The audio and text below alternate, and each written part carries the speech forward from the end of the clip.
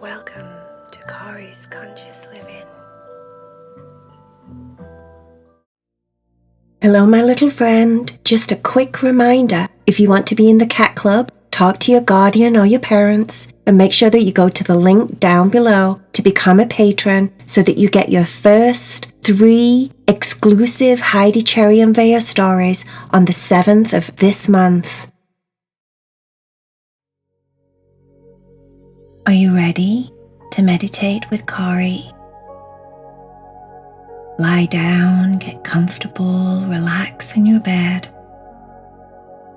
It's time to let go of your day. Whatever kind of day you've had.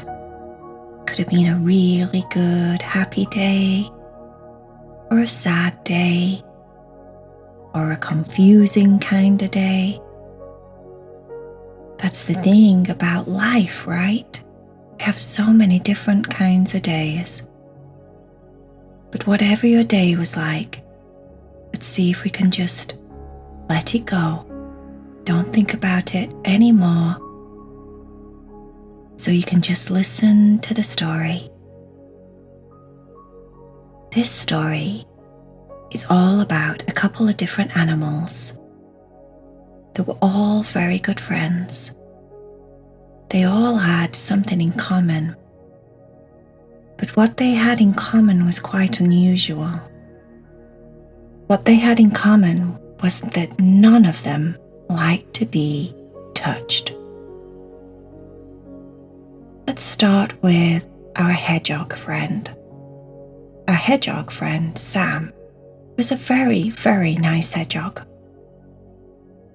He was kind and sweet and loving and caring. He could be very, very funny, but he didn't like to be touched by anyone. Not by his friends, not by his aunties or his uncles. Sometimes, very rarely, he liked to be touched by his brother Elliot or his sister. They could hug him and touch him, but the rest of the time, he didn't like it. He definitely did not like to be touched by strangers.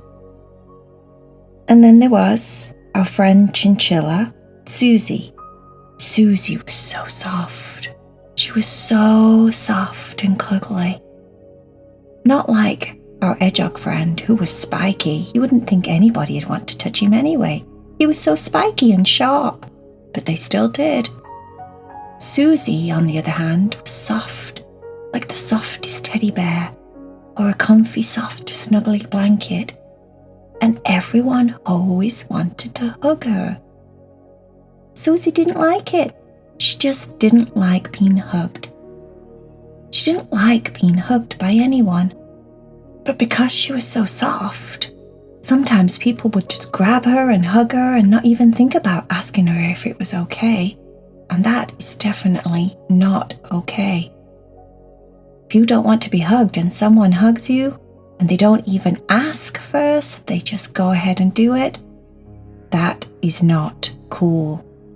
And Susie had that happen to her all the time.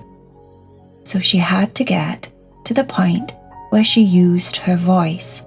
She got brave and she got loud, and she would say, "I don't want to be hugged. Don't do that again, or please don't hug me. Thank you." She was just very confident and stern with her voice, and this tended to work.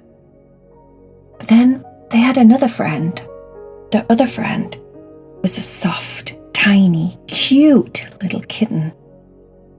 The kitten was called Marble, and again, because she was so soft and cute and cuddly looking, everyone that met her thought they could give her a little tickle around her ears or a tickle under her chin. Just tickle her tummy. The thing is, Marble didn't like to be tickled. She didn't like to be touched, tickled, hugged, or anything else. Marble had a tiny little voice because she was so young. She was a kitten. But because Susie, the chinchilla, had showed her how to stand up for herself and say, "Please do not tickle me. I don't want to be tickled." And because Sam didn't like to be touched, and he used his voice, "Please do not touch me, I don't like to be touched." Then she'd seen by example that you can speak up for yourself. Sometimes we think that we have to give people hugs because we're being polite. But the thing is, if you don't want to give someone a hug, you don't ever have to. If you don't want to be touched by someone, even if they just try and hold your hand, and you don't want to and you don't like it, you don't ever have to do it. Because Susie, Sam, and Marble all had this in common. They were very good friends. And when they were together, they were even braver, even more outspoken. They just wasn't going to accept doing something they didn't want to do. If it made them feel uncomfortable, they would say, "No, I don't want to do that. It makes me feel uncomfortable."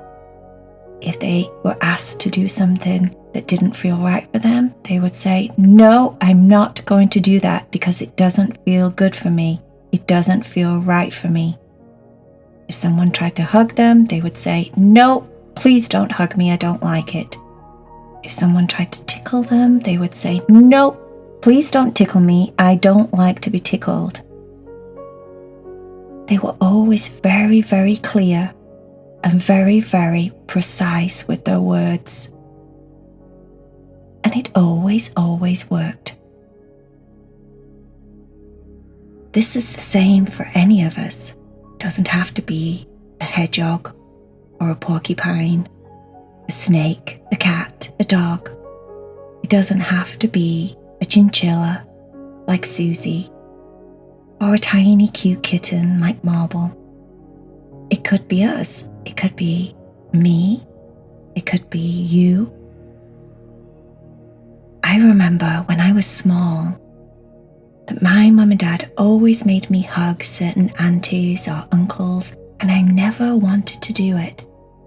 And I always remember thinking, I really don't want to hug this person. And yet, because my mum thought that it was the right thing to do, to be hugged by an auntie that came to visit, or hugged by an uncle that came to visit that we'd not seen for a long time, then I was always supposed to do it. I was always supposed to hug them, because it was the polite thing to do. I didn't realize back then when I was small that I could have said no. I should have said no. I should have said to my mom and my dad, "I don't want you to make me hug my auntie. Please don't do that." I should have said, "I don't want to hug my uncle. It makes me feel uncomfortable. Please don't do that." If I'd have stood up for myself and spoke up and told them, then I know they would have listened.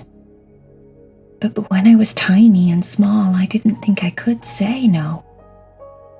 The lesson here in this meditation, in this story, even though this seems to be a serious topic, I want to let you know that you can always say no. You can always tell another adult that you trust. Tell your parents, tell your friends. Always stand up for yourself, because that's the right thing to do. Don't ever do anything that you don't want to do that makes you feel uncomfortable. Ever. And that's not just about being touched or tickled or hugged. That's anything in life. If you don't feel good about it, don't be pushed into doing it by your friends or an adult or anyone else. You listen to yourself. You listen to that voice inside that says, "I don't want to do this. That doesn't sound like a good idea." Always listen to that voice and say no. Say it loud. Say it firm. Say it like you mean it. No. That's exactly what Marble, Sam and Susie did. And I think that they're absolutely awesome. Just like you're awesome. Just like I'm awesome. Now, let's just close our eyes. Take a nice, big, deep breath. An empowering breath. Big, deep breath all the way down to your tummy that makes you feel strong and powerful and confident. Let's use that breath to start to help you to relax. It's time to try and be still and cozy, all cuddly and warm and safe in your bed.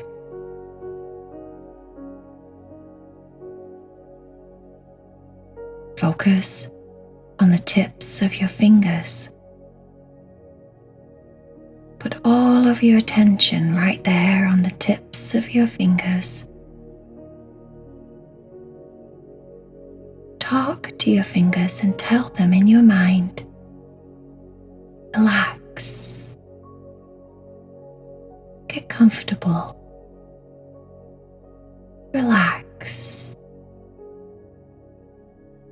Let all your fingers get heavy and sleepy.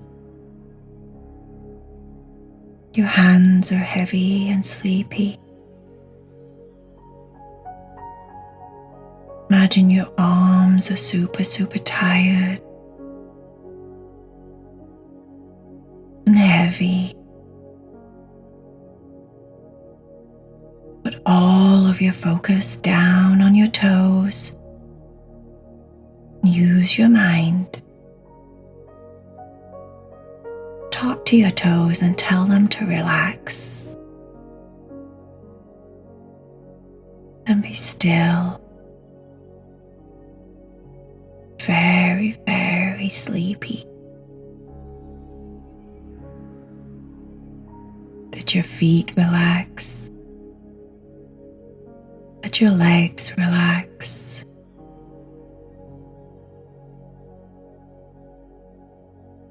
Let your entire body be still and quiet. You're safe. You're brave. You're strong. You can use your words just like our little animal friends, Sam and Susie and Marble the kitten.